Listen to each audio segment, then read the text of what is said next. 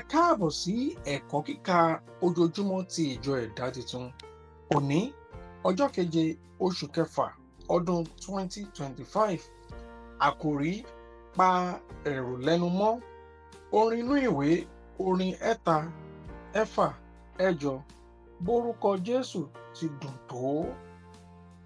Ẹ̀kọ́ àkọ́sórí. Kélébù sì pa àwọn ènìyàn náà lẹ́nu mọ́ níwájú Mósè. Ó sì wí pé, ẹ jẹ́ kí a gòkè lọ lẹ́ẹ̀kan kí a sì gbà á nítorí pé àwa lè ṣe é. Númérì orí ìkẹtàlá ẹsẹ̀ ọgbọ̀n. Bíbélì kíkà ìwé Númérì orí ìkẹtàlá ẹsẹ̀ karùndínlọ́gbọ̀n títí dé ìkẹtàléníọgbọ̀n. Wọ́n sì padà ní rírìn ilẹ̀ náà wò lẹ́yìn 40 ọjọ́. Wọ́n sì lọ, wọ́n tọ̀ Mósè wá àti Áárónì àti gbogbo ìjọ àwọn ọmọ Ísírẹ́lì ní ijù Páránì ní Kádẹ́ṣì. Wọ́n sì mú ọ̀rọ̀ padà tọ̀ wọ́n wá àti gbogbo ìjọ. Wọ́n sì fi èso ilẹ̀ náà hàn wọ́n. Wọ́n sì rò fún un. Wọ́n sì wí pé, àwa dé ilẹ̀ náà níbi tí ìwọ gbé rán wa lọ. Nítòótọ́ ni ó ń sàn fún wàrà àti fún oyin, èyí sì ni èso rẹ̀. Ṣùgbọ́n alágbára ni àwọn ènìyàn tí ń gbé inú ilẹ̀ náà, ìlú olódi sì ni ìlú wọn. Wọ́n tóbi gidigidi, àti pẹ̀lúpẹ̀lú àwa rí àwọn ọmọ Ánákì níbẹ̀. Àwọn ará Amálẹ́kì sì ń gbé ilẹ̀ ìhà gúúsù, àti àwọn Hítì, àti àwọn Jébúsì, àti àwọn Ámórì ń gbé orí òkè. Àwọn ará Kénáánì sì ń gbé ẹ̀bá òkun àti ní agbègbè Jọ́dánì.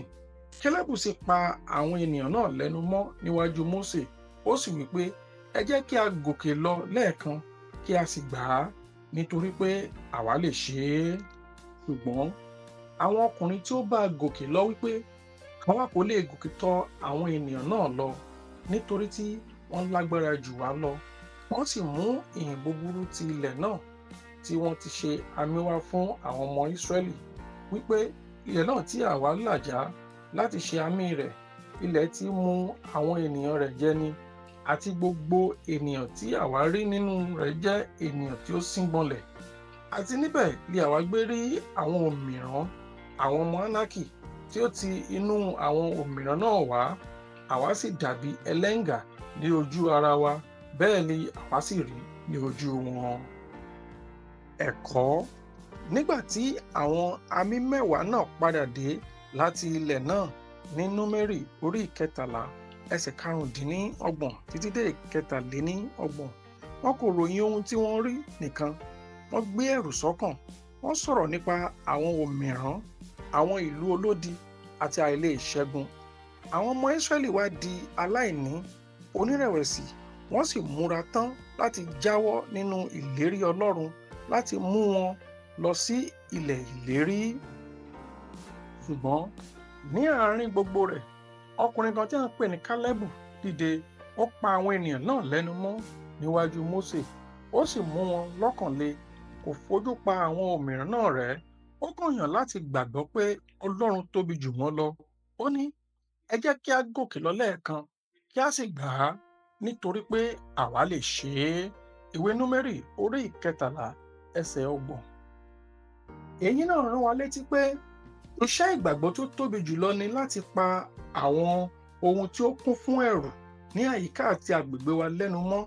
Kélébù jẹ́ kí a mọ̀ pé ìgbàgbọ́ kì í dúró fún ẹ̀rù láti pòórá. Ìgbàgbọ́ máa ń sọ̀rọ̀ sókè láàrin ẹ̀rù ni. Lákòótán, ìwọ náà lè máa dojúkọ nǹkan tó dàbí ẹni pé ó lágbára jù ọ́ lọ. Ṣe bí Kélébù, mú ọ̀rọ̀ kan láti inú ọ̀rọ̀ Ọlọ́run, kì í ṣe ìròyìn láti ọ̀dọ̀ àwọn ènìyàn. Pa ẹ̀rù náà lẹ́nu mọ́. Máa tẹnu mọ́ àwọn ìlérí Ọlọ́run, sì gbẹ́kẹ̀lé. Ìwọ yóò rí ògo Olúwa ní orúkọ Jésù. Àmín. Ẹ̀kọ́ àmúrelé. Ìgbàgbọ́ máa ń sọ ọ̀rọ̀ ìgboyà pàápàá nígbà tí ẹ̀rù bá dé. Àdúrà.